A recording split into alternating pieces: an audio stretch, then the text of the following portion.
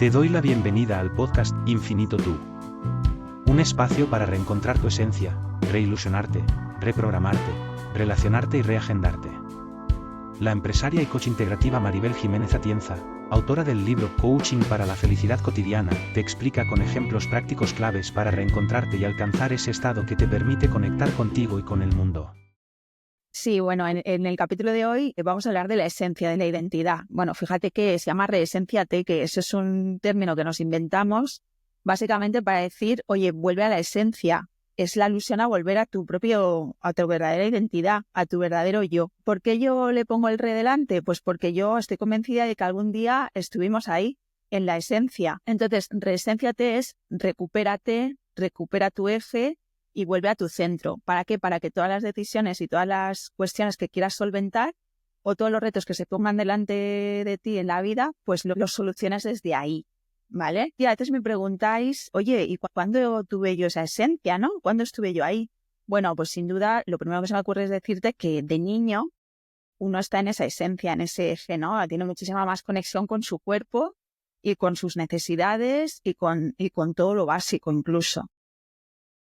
Por ejemplo, si tú ves a un niño cuando tú le dices cómete la crema de verduras que es muy buena para ti, pues si él no quiere comérsela, pues es capaz de patalear, es capaz de gritar, de berrear y de tirarse al suelo por no comérsela. O si le dices, oye, saluda a la vecina y sé educado, pues si no quiere no lo va a hacer. Y es porque, sin duda alguna, está mucho más conectado con su propia necesidad básica que con la necesidad que tenga de quedar bien o con otras necesidades más sofisticadas, ¿no?, que él todavía no conoce. Entonces, está muy bien ese ejemplo porque, claro, o sea, de alguna manera es muy gráfico, ¿no? Y como los niños cuando tienen hambre o cuando tienen frío o cuando tienen sueño, pues lo expresan y lo expresan de la forma que sea para que les hagas caso, porque no tienen esos condicionantes, no tienen esos filtros. Con el tiempo, ¿qué le pasa a esa conexión? Pues corre el peligro de ir diluyéndose. Bueno, es normal también, claro. Cuando tú tienes 12 años y no quieres estudiar la prehistoria, pues no te vas a poner a berrear y a tirarte al suelo. Está claro que vas conociendo las normas sociales, vas conociendo, o sea, vas intentando o vas aprendiendo, ¿no?, a expresar tus necesidades, pues de una forma mucho más contenida, vamos a decir. Pero claro, una cosa es la forma y otra cosa es el ir diluyéndose y no saber expresar o conectar con lo que te pasa. Entonces hay muchas gamas de gris. Entre conectarse y no conectarse hay muchas gamas de gris. ¿Cuándo empieza uno a desconectarse? Bueno, se empieza a desconectar por muchos motivos, pero para mí hay dos que son muy obvios, ¿no? Uno es la celebración. Es decir, por ejemplo, imagínate que tú eres un niño o una niña y todo el rato te están celebrando lo guapa que eres, lo buena que eres, fíjate qué callada, qué primorosa, qué maja, es que no hace ni un ruido, es que no sé qué. Bueno, pues claro, lo que va interpretando tu subconsciente como niño, lo que va interpretando es, bueno, o sea, esto es lo que parece que está premiado, ¿no? El ponerme así de disciplinada, de primorosa, de silenciosa, etcétera. Entonces, ¿qué pasa? Que si yo en algún momento tengo algún tipo de idea de ponerme a cantar o a bailar o ser ruidosa o a jugar a fútbol, pues claro, eso lo voy a meter en una caja con 7 llaves y eso se va a llamar la sombra. ¿Por qué? Pues porque eso pues parece que no está tan premiado, no está celebrado, entonces pues no será tan bueno ser así, entonces me conviene más ser la otra cosa, ¿no? Entonces a esa otra cosa se le llama la máscara, que es como el disfraz que te vas poniendo tú, pues como para encajar en todos esos contextos, ¿no? Como que parece que eso está mejor visto. Y luego hay otra cosa, ¿no?, que es la censura. Es decir, imagínate por cosas de la vida, tú caes con unos padres que tienen que trabajar mucho o que necesitan concentrarse, que pasan una época de su vida en la que hay un ambiente en casa en la que hay que estar todos en silencio, ¿no?, por cuestiones de trabajo o lo que sea. ¿Qué pasa? Que si yo soy de montar teatros y de correr por el pasillo, pues claro, si me regañan varias veces porque estoy haciendo ruido, y que conste que cuando hablo de padres, yo soy madre también y de ninguna manera lo digo como censura a los padres, sino que es que esto pasa y que a veces el día a día pues bueno, no te permite coger conciencia. Entonces, ¿qué ocurre? Si te censuran esa espontaneidad, pues eso, ¿no? De nuevo, pues eso que parece que no está bien visto, que a mis padres, que yo les admiro tanto, me lo censuran, pues yo lo meto de nuevo, se convierte en la sombra, ¿no? Que es que lo meto en esa caja y lo guardo también, o sea, bajo 7 llaves, ¿no? Porque eso no me viene bien. No me viene bien porque me regañan, soy la mala y no.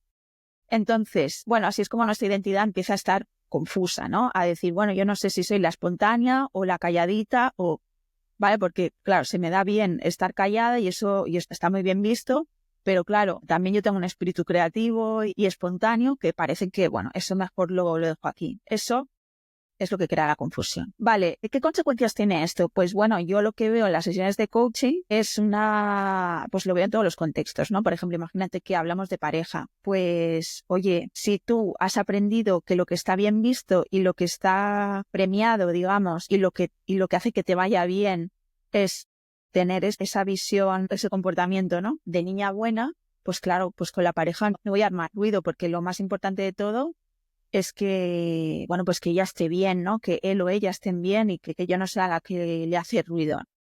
Entonces, lo puedo ver ahí, ¿no? Como que se diluye un poco la identidad en el sentido de que siempre hago lo que la pareja quiere, o tiendo más a irme con las amistades de la pareja que las mías. A veces pregunto, por ejemplo, por los hobbies, ¿no? Y, no, pues sí, yo antes de casarme, sí, hacía baile o tocaba el violín. No, ahora no, porque a mi pareja, pues como él hace mucho ciclismo, pues ya me quedo yo en casa, no sé qué. O sea, sí que hay lo veo eso, ¿no? Como luego cuando rascas un poco y ves la historia, sí que lo ves un poco, ¿no? Y que hay como una tendencia a complacer al otro o a ser más flexible para que el otro esté bien y para que el otro pueda hacer lo que tiene que hacer o lo que quiere hacer y tú pues no pasa nada, ¿vale? Entonces lo veo en los trabajos, bueno, muchísimo. O sea, en los trabajos lo que veo son personas que están súper incómodas, muy, muy incómodas, pero que tienden a complacer mucho y a no poner ningún límite.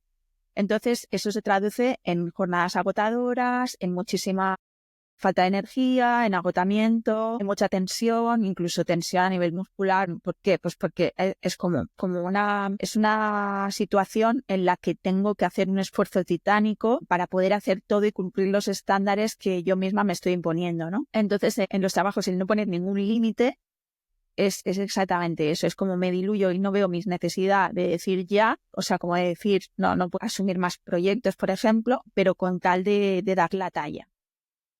Entonces, bueno, y luego, por supuesto, en todos los contextos, ¿no? Si te vas al contexto familia, pues es muy claro también, ¿no? Pues serían las personas a lo mejor que se alejan un poco de su esencia, son aquellas que nunca ponen límites, que son los apaciguadores, los serviciales, los que siempre quieren quedar bien, etcétera. Entonces, bueno, tiene muchísimas consecuencias, ¿no? Porque fíjate que en vez de tú estar centrado en ti, lo que estás es intentando interpretar constantemente qué es lo que necesitan los demás. Y entonces haces muchas cosas para encajar, para gustar, para que los otros estén bien, para que digan qué buena persona. Pero claro, eso no necesariamente va con lo que tú necesitas en ese momento. Y por eso es muy interesante el medir y el identificar, oye, ¿cuál es tu identidad? Y si te estás alejando o te estás acercando, ¿vale? Claro, también me preguntaréis qué es la identidad. Bueno, la identidad es quién eres, qué crees que puedes llegar a hacer, lo que piensas acerca de ti. Bueno, es eso que te contiene, es eso que hace que tú seas tú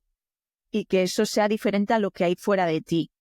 Y que hace como de puente entre tu esencia y los demás, ¿no? Porque a partir de esa frontera tú interactúas con los demás. Entonces, a través de ahí te comunicas con el mundo. A ver, la esencia pura, claro, es muy difícil de adivinar, ¿no? Es más fácil de notar que adivinar, que definirla, ¿vale? Pero puede estar muy empañada en creencias, en lo que me han dicho que soy y no soy, lo que me gusta a mí, pero de lo que a mí se me da bien, me dicen que se me da bien esto, o que yo soy así, pero yo no estoy muy convencido porque la verdad que me parece súper incómodo, pero bueno, ya tengo esta etiqueta y ya sigo. Entonces, es difícil a veces diferenciar lo que es el grano de la paja, es decir, diferenciar lo que es la esencia de lo que es lo que yo creo que soy, pero que no sé si soy o no soy, ¿vale? Y claro, la máscara aquí juega un papel fundamental, porque como se genera para encajar en un contexto determinado, pues aunque puede estar muy alejado de mí, pero llevo tanto tiempo con ella puesta que hasta ya va conmigo, entonces confundo la máscara con mi ser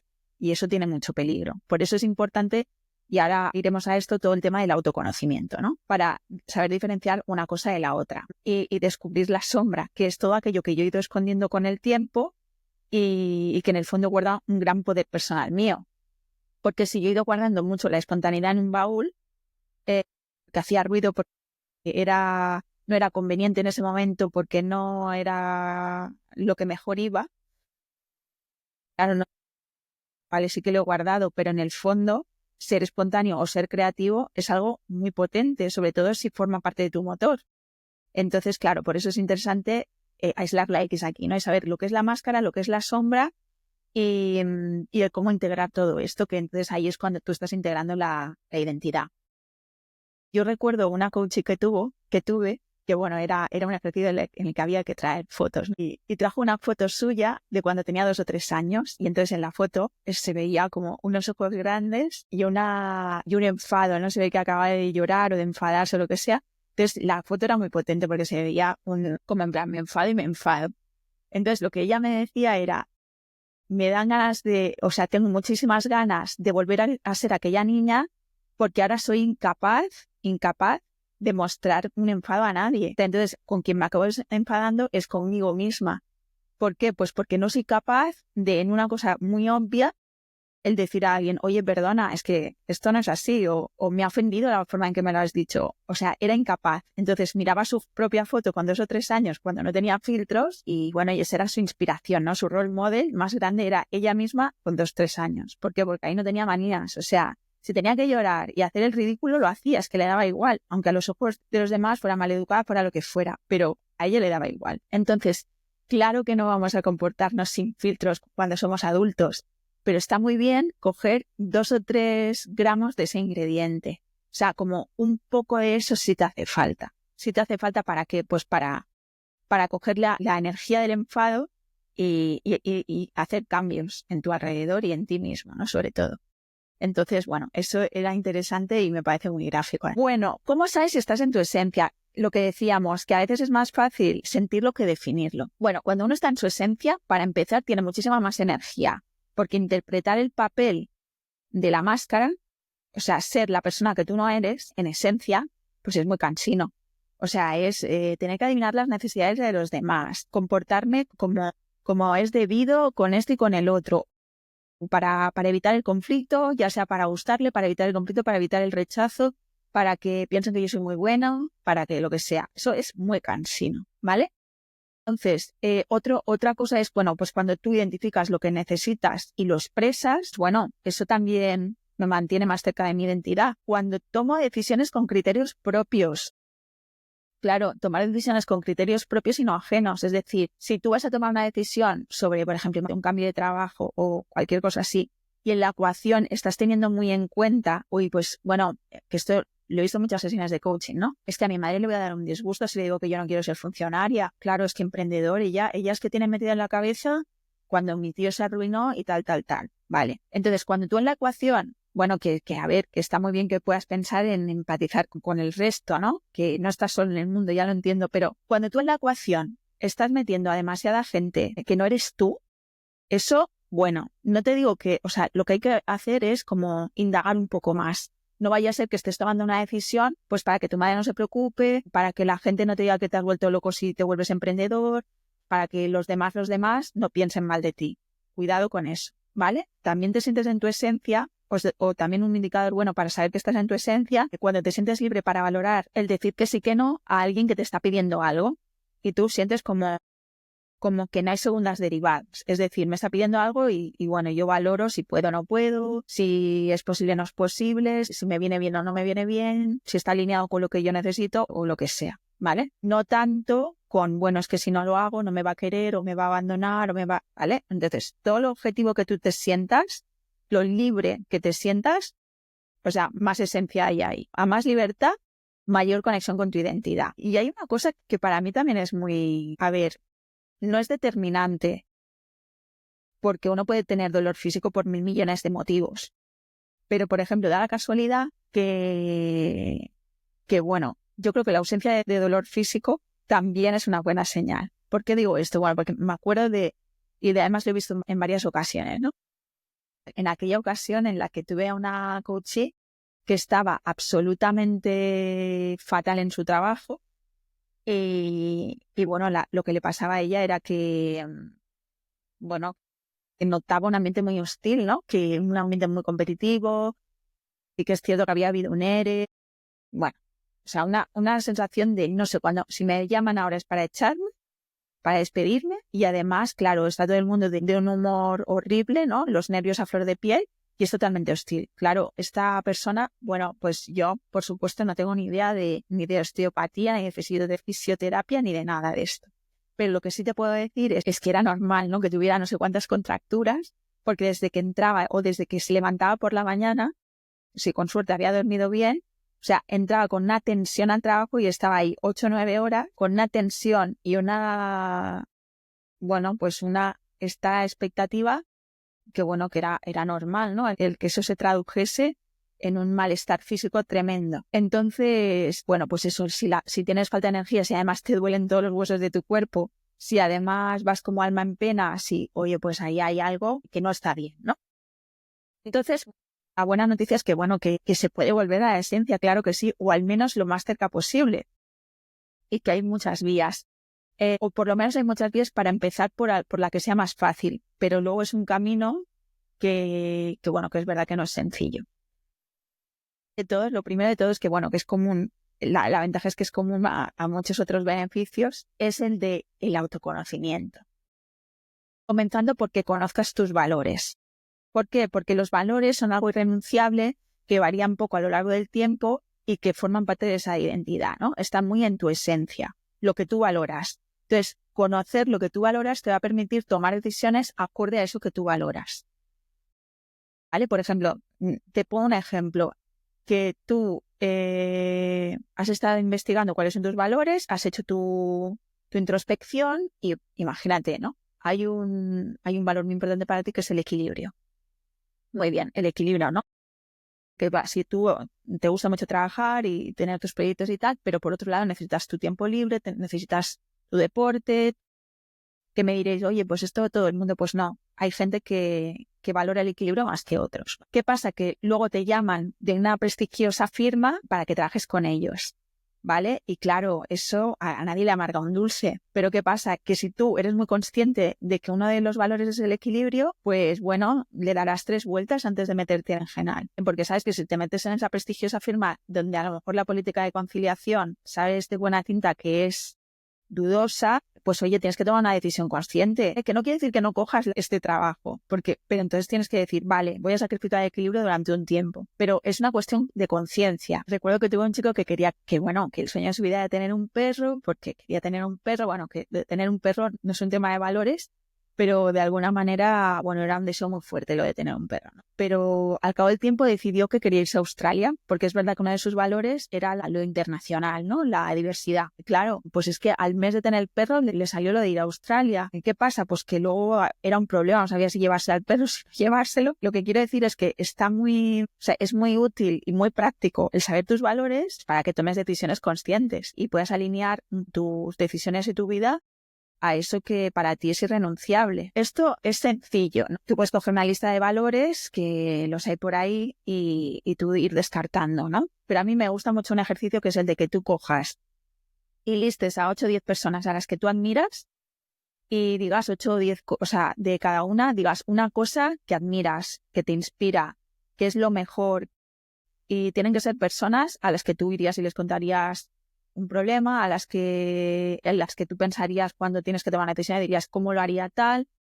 Entonces, personas que realmente sean muy importantes en tu vida y que las admires por algo. Las admires, de verdad, ¿vale? De hecho, en el libro Coaching para la felicidad cotidiana, en el primer capítulo, explica muy bien cómo hacer este ejercicio, ¿vale? Entonces, por otro lado, ¿cómo se puede volver a la esencia? Bueno, investiga lo que te mueve.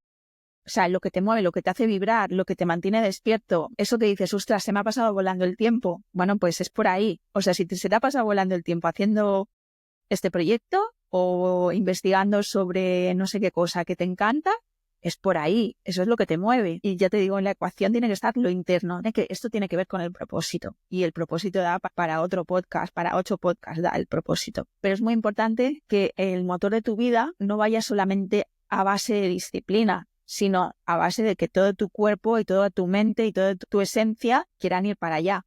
Entonces es mucho más útil encontrar el propósito que se te meta en la cabeza el seguir por un camino y que eso sea solo a base de disciplina. Otra cosa importantísima, conoce tus patrones. A ver, los patrones son pautas de comportamiento adquiridos mediante la experiencia, es decir, es aquello que tú dices, esta forma de comportarme me viene bien para esto o lo otro, ¿no? Entonces, cuando tú entras en un patrón de comportamiento, es como si te estuvieras en trance. Imagínate, por ejemplo, el patrón de evitar el conflicto. Si tú tienes el patrón de evitar el conflicto, el hecho de que puedas conocer que tú tienes ese patrón, pues es la forma es el primer paso para poder evitarlo. ¿no? Porque si no, te secuestra el patrón y ya está, no hay nada que hacer. Y te alejas de tu esencia por tal de... Es como un secuestro, por tal de evitar el conflicto, pues dejo de ser yo y me diluyo aquí y ya está. Y digo que sí y se acabó. Por ejemplo, yo tuve una coachee que, bueno, que era una persona súper sensata y tenía muchísimo criterio y se daba cuenta de que bueno, pues ella tenía una jefa que todo el rato le daba proyectos que hacer, ¿no? Y como ella era muy buena y muy profesional, o sea, buena en el sentido de profesional y de, bueno, no profesional, sino hacenda, que ella, tú le dabas 10 proyectos y los hacía, le dabas 20 también. Pues, ¿qué pasa? Que esta coachee veía que era injusto porque siempre le caían a ella. Y veía clarísimamente que podía tener una conversación con su jefa y decir, bueno, mira, esto no es sostenible en el tiempo, así que no voy a poder seguir a este ritmo, ¿no? Lo veía muy claro, pero ¿qué pasa? Que como enseguida, cuando veía a la persona delante, entraba en el patrón de evitar conflicto, pues ahí, por mucha, se le había ido la fuerza entera, se le diluía la fuerza entera. Entonces, no solamente no le decía a su jefa, por favor no me den más proyectos, sino que cuando se le daban más proyectos, ella estaba hasta, no, perfecto, sin ningún problema. Entonces, ¿qué pasa? Tú tienes que saber que eso no eres tú, sino eso es un patrón de comportamiento. De manera es que si tú tienes el patrón evitar conflicto, pues antes de meterte en ese trance y en el secuestro, es como cortar el patrón y decir, no, esta vez no, porque sé que esto no soy yo. Esta vez sí que lo voy a decir, ¿no? Porque tengo que poder cambiar esta dinámica para que en mi vida pueda hacer más cosas aparte de trabajar. Vale, otra cosa muy importante, ¿no? Los patrones era esto, las creencias limitantes. Bueno, las creencias limitantes son eso, dogmas, son frases hechas que nos decimos a nosotros mismos y que damos por hecho. Y como por ejemplo, pues en los pueblos se vive mejor que en las ciudades. Pues puede ser verdad, pero o sea, es como un aprendizaje que tú has experimentado y ya lo conviertes en regla general, ¿vale? O, por ejemplo, las mujeres nunca promocionan, o en esta empresa es muy difícil que te despidan, o tal o igual, bueno, lo que sea. Pero el caso es que muchas veces, vale, si tú dices en los pueblos sigue mejor que en las ciudades, pues mira, ni tan mal. Pero ¿qué ocurre? El problema es cuando tú dices, yo creo que no estoy a la altura o que no se me da bien, es que no se me da bien hablar en público. Entonces, cuando tú dices ese tipo de frases tan grandes, tú puedes llegar a confundir lo que es la creencia con la esencia. Es decir, que tú seas una persona que no sabe hablar en público y ya está. Entonces eso, como ya es así, es creencia, es esencia, crees que es esencia, es dogma, es ley y eso es inamovible. Entonces tiene mucho peligro el tener creencias limitantes y no identificarlas, porque de nuevo te hacen estar un poco en trance. Por ejemplo, imagínate, ¿no? Que alguien diga, yo creo en lo que hago, pero luego pienso que no soy suficiente, que no investigo lo suficiente, que no profundizo lo suficiente, es decir, por un típico síndrome del impostor. Pues bueno, ahí la cosa pierde total fuerza, ¿no? Entonces es como tener muy bien identificado a lo mejor cuál es tu propósito, pero luego por una creencia limitante, pues que se diluya también, ¿no? Esto está claro. Oye, pues mira, la autoconciencia, otro tema, ¿no? Trabajar la autoconciencia. Pues ¿por qué? Pues porque te tienes que poder dar cuenta de tu incomodidad, que no es tan sencillo. Hay gente que vive incómoda porque la vida es así, porque tiene una creencia limitante que es como, no, es que la vida es dura y la vida es así. Así es la vida, es sufrir y bueno, mira, esto, ¿qué le vamos a hacer, no? ¿Y qué pasa? Date cuenta de tu incomodidad, porque si tú vas al trabajo y estás incómodo, estás nervioso, estás tenso, luego llegas a casa y estás agotado y además no estás poniendo tu mejor versión, pues a lo mejor con tu pareja o con tus amigos o con tus hijos o con cualquier contexto, y vas así por la vida y todo te enfada y todo te incomoda, pues hombre, es incómodo. Eso es como tener una piedra en el zapato constante. ¿Y qué es lo que ocurre con eso? Que a ver, que no te puede... No, o sea, primero que es necesario tener esa autoconciencia, o sea, identificar que eso no, que es muy incómodo y que eso no es así. Que eso no tiene que ser así. Segundo, el ver que hay múltiples posibilidades. 3, pues oye, que aunque a ti te parezca que todo es un conflicto, un puro conflicto, en el fondo hay que aislar la X y ver por dónde vienen los tiros. Y a partir de ahí, bueno, pues tirar del hilo y empezar a hacer las cosas de otra manera, porque la cuestión ahí es esa, ¿no? Que hay múltiples posibilidades. En muchas ocasiones lo que me encuentro con esta autoconciencia, cuando uno se da cuenta de verdad de esa incomodidad, de decir, pero bueno, ¿hasta cuándo voy a aguantar yo esto, no? Ahí el enfado son dos caras de la misma moneda, ¿no? Porque el enfado, si nos va a servir para explotar y es decir, cuando ya se llena la botella, uno explota y luego en ese explotar se siente culpable y volvemos otra vez a empezar con la botella vacía hasta que se llena otra vez y otra vez me ponga como, o sea, haga una explosión y así, pues eso no sirve para nada. Entonces, de alguna forma, lo bueno de esa incomodidad es que puede ser la antesala o un enfado que me haga cambiar las cosas, que me movilice y que diga, no, se acabó, o sea, esto sí que no. O sea, por aquí ya no paso más, ya se terminó. Esta forma de hacer ya no. Y entonces a partir de ahí, con ese enfado bien canalizado, puedas decidir qué es lo que vas a hacer con eso. Entonces, bueno, el enfado es una de las cosas más potentes. ¿Y qué mal visto que está? Pues no, o sea, puede ser eso la antesala del cambio. Bueno, fundamental, que suena clásico, pero es que es así, o sea, es que te puedas ocupar de tu autoestima. O sea, importancia de trabajar tu autoestima, pues igual que trabajas los músculos en el gimnasio. Reconocer tus recursos, tus habilidades, tus debilidades, tener tu propio plan de desarrollo. Es que no hay otra, o sea, eso es como invertir en tu casa, o sea, es como lo que lo sostiene todo, es autoestima. Entonces, tienes que darle la vuelta a la cámara y de alguna forma a quien tienes que rendir cuentas es a ti. Entonces, cuanto más fuerte es tu autoestima, menos dudas porque cuanto más te quieres, menos necesitas que te quieran. Y de alguna forma eres más libre a la hora de contestar, más libre a la hora de ser asertivo, más libre a la hora de decir no, más libre a la hora de negociar, oye, pues no, pero lo podemos hacer más tarde, es que a mí ahora no me viene bien. Entonces, cuanto más autoestima, más libertad. Y al final, más libertad y menos secuestros. Si a ti te secuestran tus creencias, tus patrones, tus miedos y todas esas emociones, tus explosiones, bueno, pues quien lleva el timón no eres tú, sino es todo eso y esa no es tu esencia. Entonces, aquí lo que queremos es llevar el timón nosotros mismos, nuestra naturaleza propia, nuestro eje, nuestra identidad, nuestra esencia. Y bueno, y luego hay cosas cotidianas en las que uno se puede empezar a conectar un poquito más con su esencia, ¿no? Bueno, una cosa súper interesante que es muy fácil es la de retomar aficiones que tú tenías hace mucho tiempo, ¿vale? Recuerdo de un chico a los 40 años y bueno, se le cambió la cara de una sesión a otra porque decidió volver a retomar sus clases de skateboard. O sea que, nada, pues se iba tal día por la tarde, un día a la semana, a un skatepark, pues a patinar. Bueno, pues no solamente uno se va a poner en movimiento y va a pasárselo bien, que es así, sino que es que eso te trae muchísimos recuerdos, ¿no? Eso te trae muchos recuerdos, te lleva cuando eras niño o cuando eras una persona más libre, a lo mejor, con menos tabúes, con menos obligaciones también. Entonces, bueno, está interesante lo que uno siente con eso, ¿no? Hay quien dice, eso es un caso clásico que lo vi, un caso real, pero luego también tuve una chica, ¿no?, que volvió a tocar el violín, que era algo que había dejado durante, no sé, como 10 años o 15. Entonces, bueno, interesantísimo. Entonces, ir a retomar algo que hicieras, como pintar, bailar, cantar, todo eso, genial. Normalmente sí que es cierto que hay muchos temas que son artísticos o creativos en este sentido. Y está muy bien porque están ligados al sentir, que al final la esencia pues no es intelectual, ¿no?, sino que es otra cosa. Bueno, oye, otra cosa cotidiana que es bastante sencilla, o sea, empieza a frecuentar más a las personas con las que te sientes tú.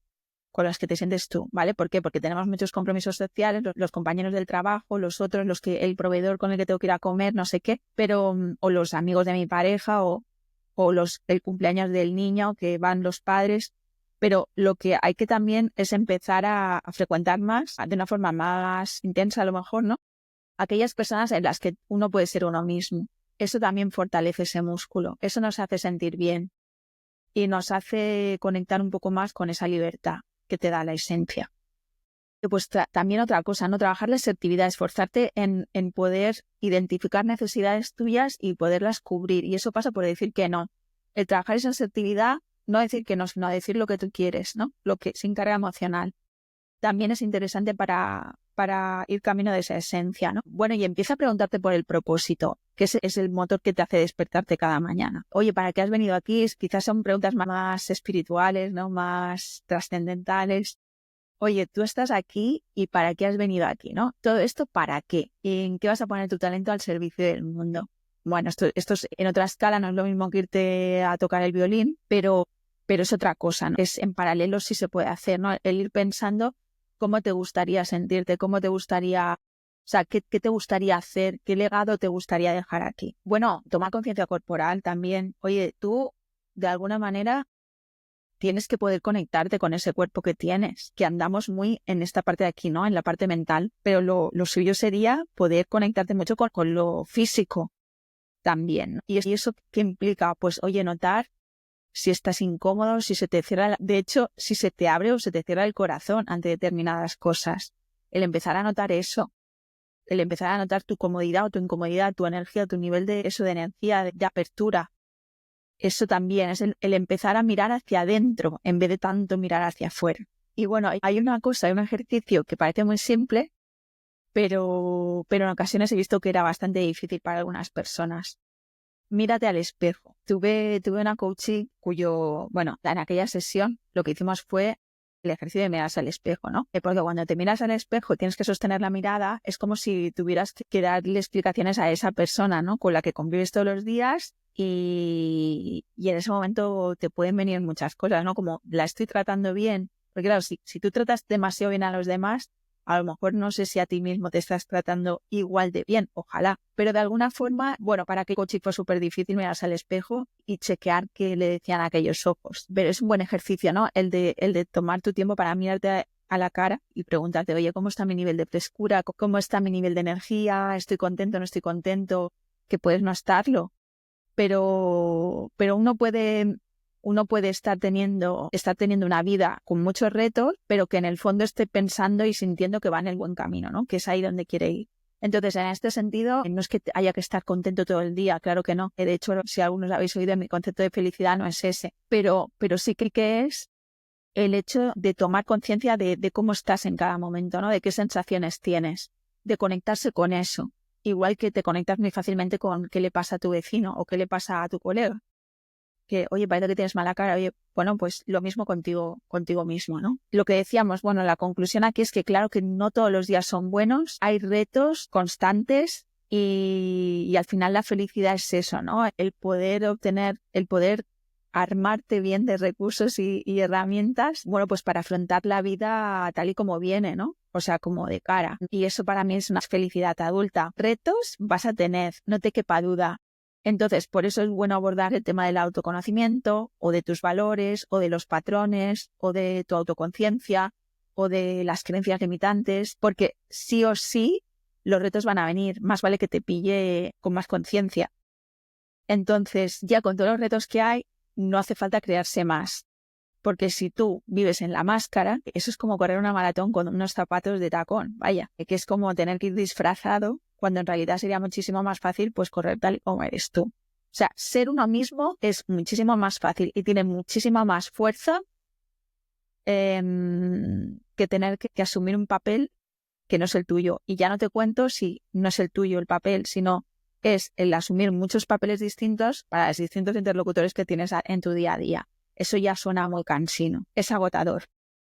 Entonces, volver a tu esencia significa simplemente volver a ser tú mismo. Y digo simplemente que no es simple, porque desde que vas creciendo vas poniendo capas y capas que solo confunden. Pero ser tú mismo sería el objetivo, que se quite esa confusión de creencias limitantes, sepamos diferenciar lo que son patrones y lo que es esencia, sepa buscar mi libertad mirándome más a mí que lo que les pasa a los demás.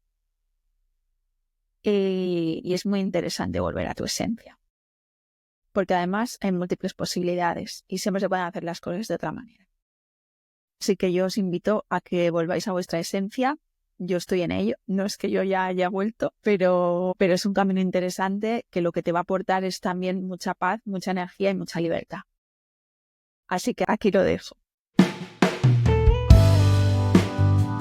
Has escuchado a Maribel Jiménez Atienza, empresaria, coach integrativa y autora del libro Coaching para la Felicidad Cotidiana.